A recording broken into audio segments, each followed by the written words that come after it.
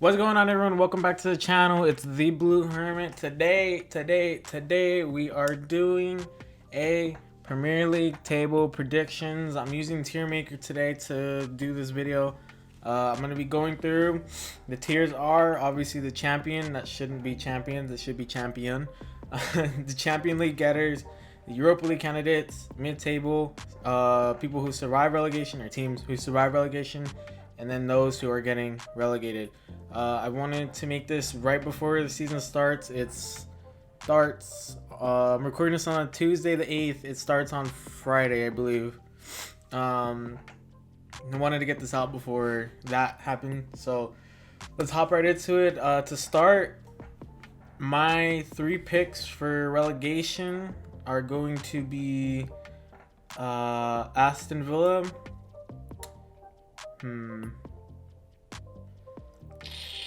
I think Fulham ahead of them and West Brom in between.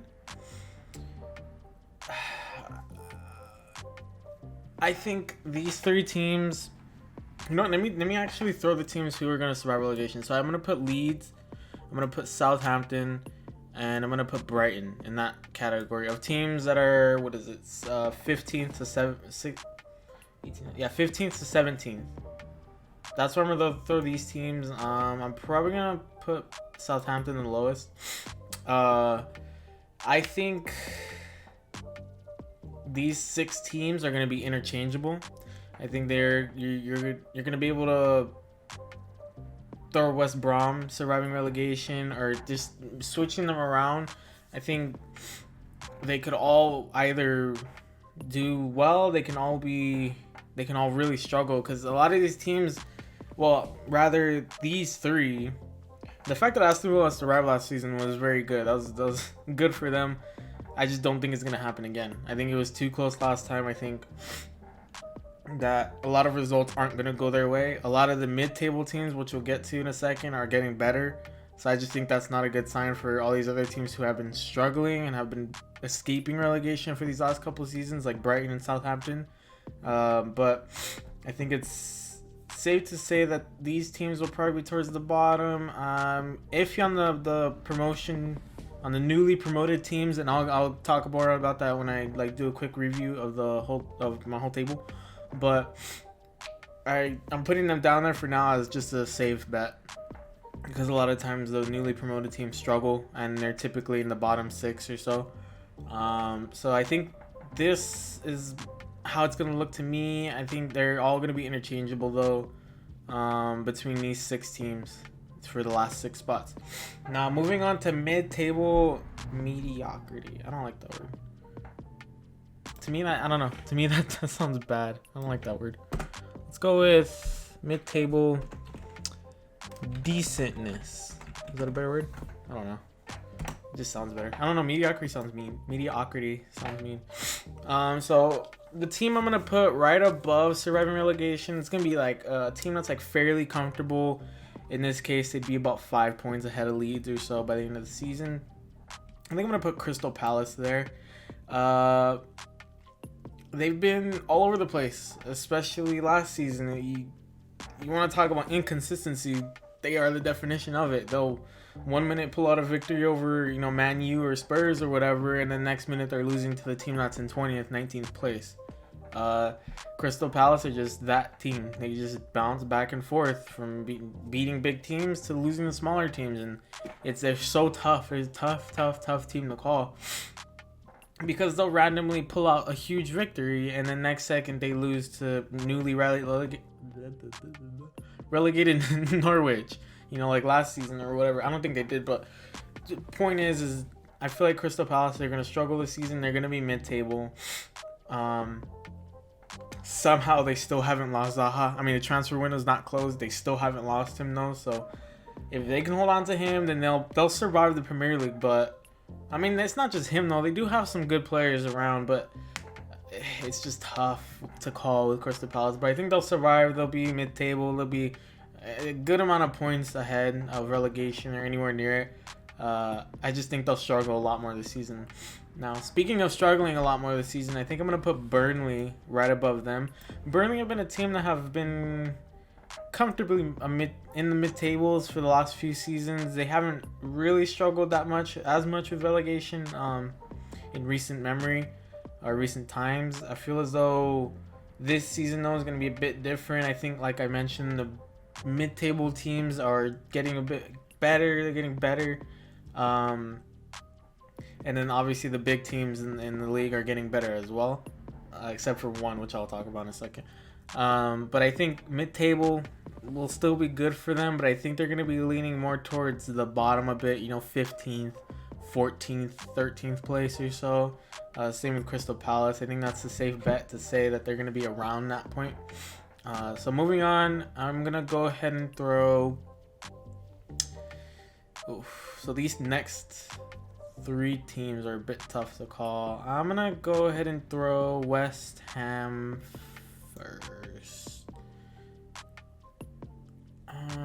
Yeah, we'll throw West Ham first. I think West Ham, if they can replicate the form they had coming out of the break, I think they can easily be a higher mid-table team, like an 8th, 9th, 10th finish.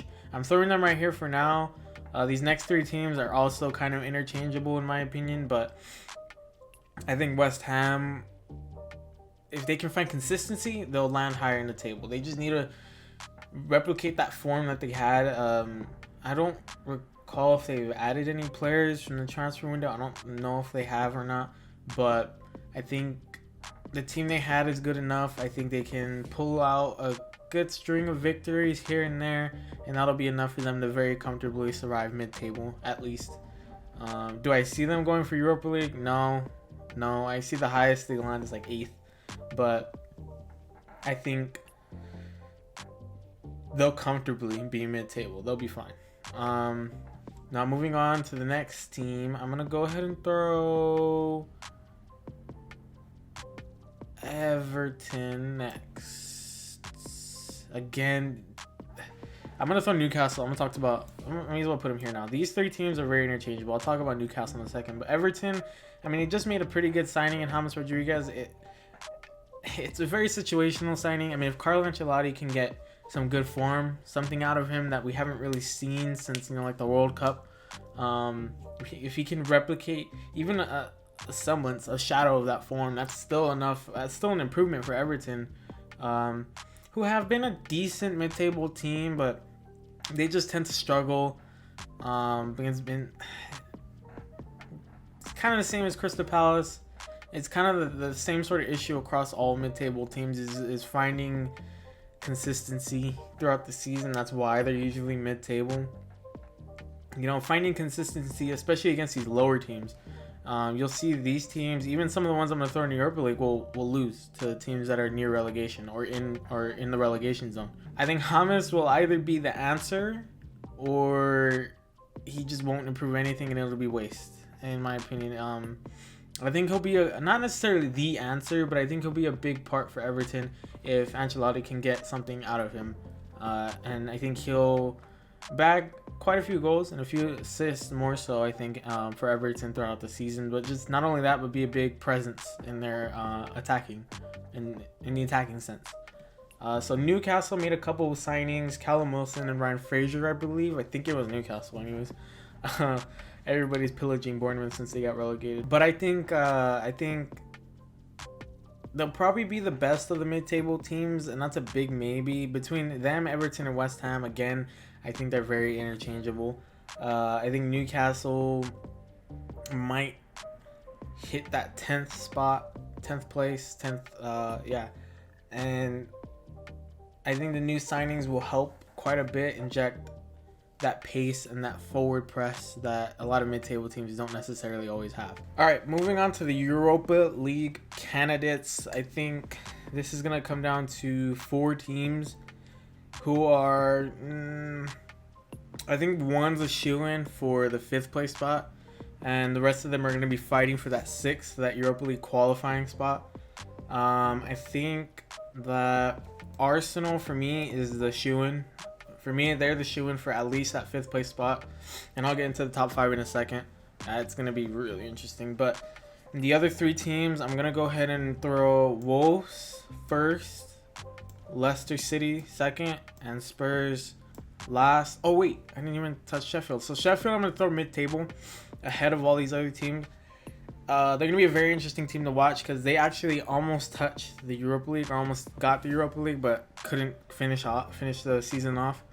I think they're gonna be a really interesting team to watch, and it's tough because the way they respond next season, I don't know. It's gonna be really interesting to watch Sheffield and how they respond, whether they'll, fall to just a normal mid-table team, or if they're genuinely gonna challenge again for the Europa League, or if they get relegated.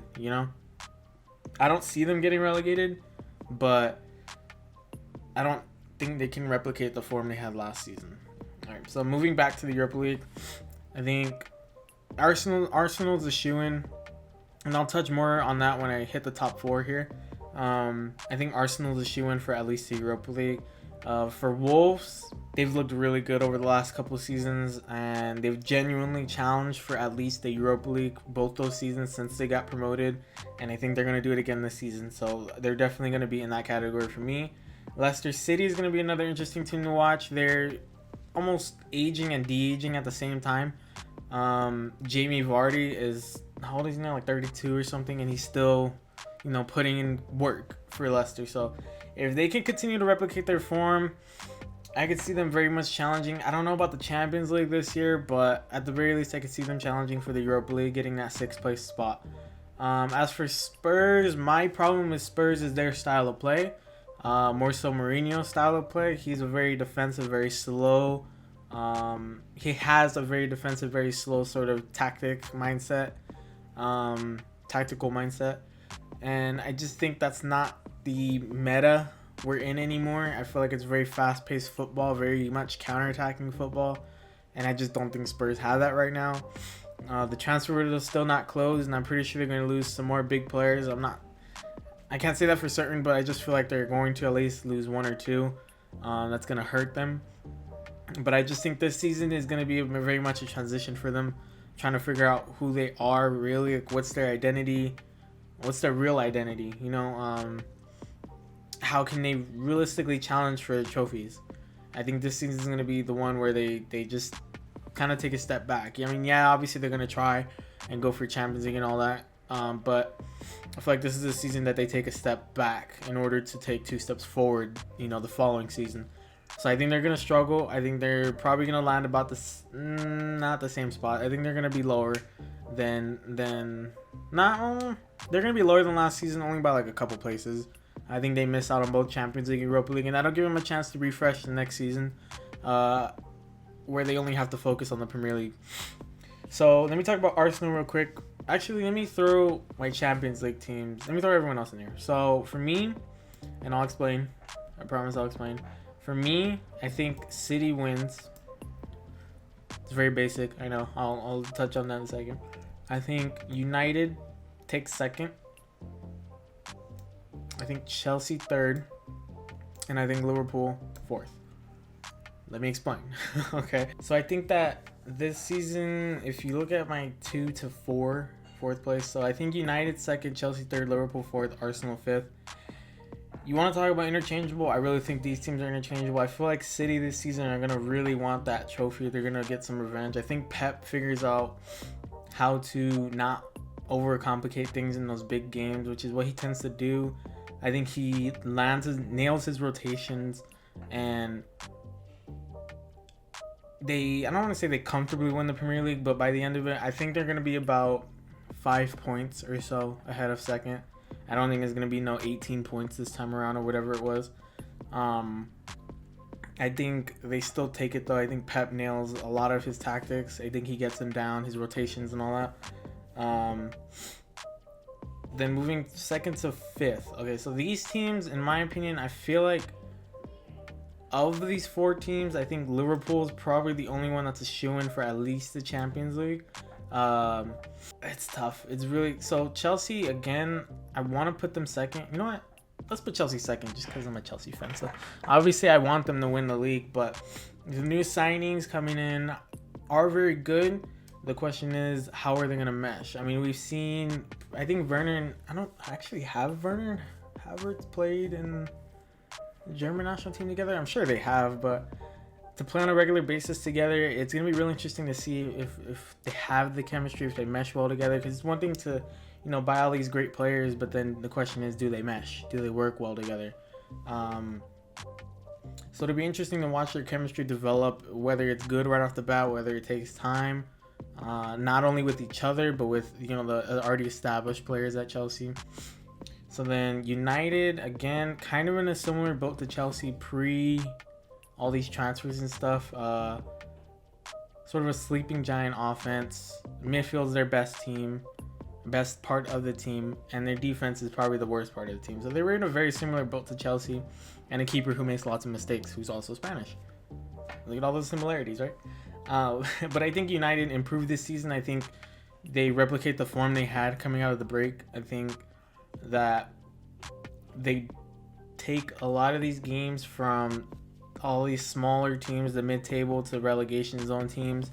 I feel like they take a majority of the points, and that'll be enough for them to, at the very least, get Champions League. Maybe second, maybe. I think I'll do my little point breakdown in a second, but I think United are going to do well. For Chelsea, also, another thing is consistency. Finding consistency not only against the bigger teams, but against the smaller teams. Because Chelsea, like West Ham did the double over them. Like, that can't happen. If Chelsea realistically want a chance at the title, that type of thing can happen. The max they should be the minimum they should be taking from both games against all these like smaller teams is 4. To be perfectly honest with you, that should be the minimum. But I know that's not gonna happen all the time. But the thing is if you realistically want to challenge for the title, taking out the lower teams is the first step. So then Liverpool, for me, I feel like they're going to get figured out this season. One thing I respect a lot about Liverpool is the fact that they're a team. They're very much a team. They don't have a real superstar who carries the team. I mean, a player will come up and make a big play for them. He'll come up and score that winning goal or whatever. Like the Champions League semifinal last season was Divock Origi. And I just think as a whole, yes, they're a very good unit, but I just think if you stunt a part of their team, especially in my opinion, I think it's the midfield that would really hurt them. If you stunt that part of the team, you really hurt their entire game, their flow. I mean, that's kind of with any team. The midfield typically tends to be the glue between the defense and the offense, which is what they're meant to be. But you either do that or you hold off. You keep pressuring their defense to a point where like Robertson and Alexander-Arnold can't push up anymore. So either you cut the supply line from their midfield or you keep pressing their defense. You play a high press to make sure their defense can't push up. They'll be too worried to push up because you're all over them. So I think these teams are going to figure out Liverpool more, and more so, I think Liverpool will handle a lot of these smaller teams. The problem is I feel like the bigger teams, like Chelsea, United, Arsenal, City, will take those big games from Liverpool when it matters most. And then Arsenal, it's tough because Chelsea, United, and Arsenal are in very similar boats. They're all coming out of a transition, sort of, and expectations are rising for all three of them now. So I think, but for me, I think Arsenal's probably behind just a bit, not a whole lot. They do win some big games. They proved that last season, so maybe that'll be the reason why they get the Champions League this year. But I think they'll be comfortably in that 5th spot at least. But I just think they're a step behind, barely, just the smallest little step behind. So for the top 5, my point breakdown, I would say City win with about 97 points, 96 points. I think Chelsea have like 90. I think this season's going to be a lot closer between the bigger teams. So I think I'm going to go ahead and say City have like 92 points. I think Chelsea come out of it with like 89. And I think Chelsea come out of it with like 88, 87. I think United are around 86, 85. I think Liverpool are like a point behind United. by the end of the season. I think Arsenal will probably be about 82. So about a 10-point difference for me from first to fifth. Not huge, not necessarily a small gap, not huge, but I think the gap between second and fifth at the very least is going to be very small. I think this season is going to be little to no room for error when you're playing against other big teams, and one slip up could cost you. But I also think that if a team pulls ahead by like 5 points, one of the other bigger teams is just going to hook them and bring them right back.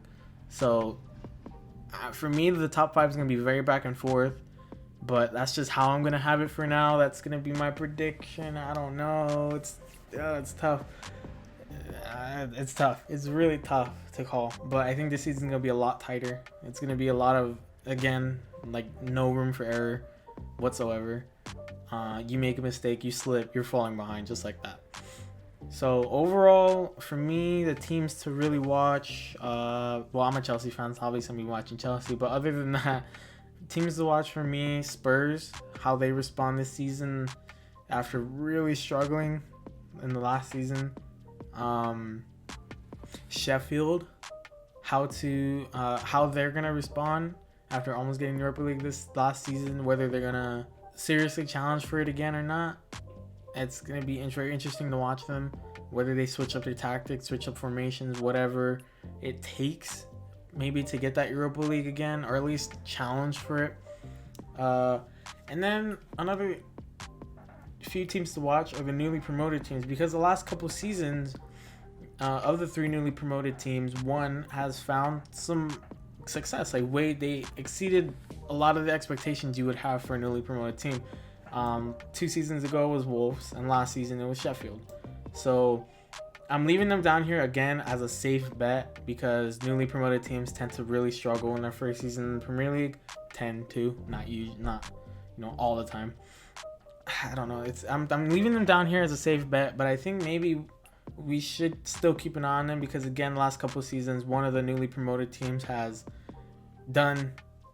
exceeded a lot of the expectations. So I'm gonna leave them down here, but I wouldn't be surprised if one of them ends up here in like 10th, 9th, 8th place. Do I see it happening? I don't know.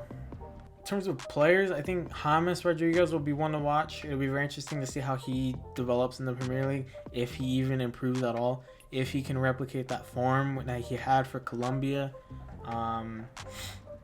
And then other players, I mean, KDB obviously is going to be the one up there.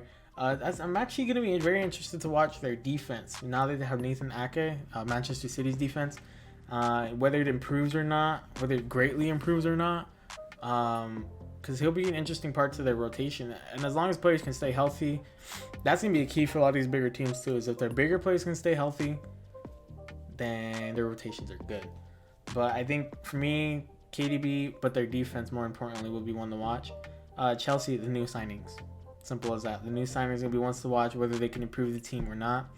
United, whether they can replicate the form that they had in terms of players, probably their midfield again.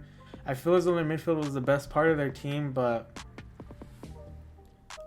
I don't know. If Bruno Fernandes, how do you pronounce it? Fernandes, however.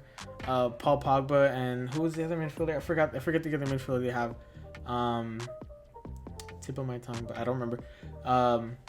If they can replicate what they were doing last season, if the forwards like Martial can actually like replicate that form he had after the break and score some goals and really help push United on the scoring front, then that'll be big for them. In terms of Liverpool, I think for me, I mean, that's the thing. Like I mentioned, they're just their team.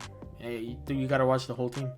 You realistically do. But if I had to pick, I'd probably choose their midfield. I'd probably choose someone like Henderson or Keita or Fabinho.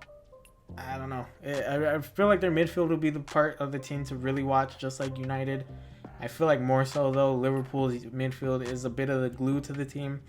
So I'll be interested to watch their midfield and how they react to struggling and maybe losing control in a game and, things like that. For Arsenal, it's going to be Aubameyang. Whether he can replicate his recent form and keep going with the goals. keep going with the goals, but more so for his sake, the people around him. I feel like that's where he might change his mind about staying at Arsenal. Is if the players around him aren't improving, the players around him aren't helping, that might change his mood about staying at Arsenal. But I'm not going to go through all of them and player to watch for each of them. Some standouts for me. Well, for Leicester City, actually, I think Jamie Vardy will probably be one to watch too, whether he can continue scoring or not. Because he's, like I said, I think he's 32, 31, something like that, and he's still going strong. He got the Golden Boot last season, so he'll be another one to watch for me. But yeah, that's it. That's my Premier League predictions for the 2020, 2021, a lot of 2020s there, season. And a little controversial, but honestly, a lot of it is interchangeable. I feel like it's pretty safe. I didn't really go too crazy, kind of. But if you guys enjoyed the video, please leave a like and subscribe. Leave that bell on so you know when I upload. Go check out my Twitter at BlueHermit1. Go check out my Instagram, BlueHermit_. Please share the socials with your friends, family. Let everybody know that Blue Hermit is where it's at. And I'll catch you guys later. Bye.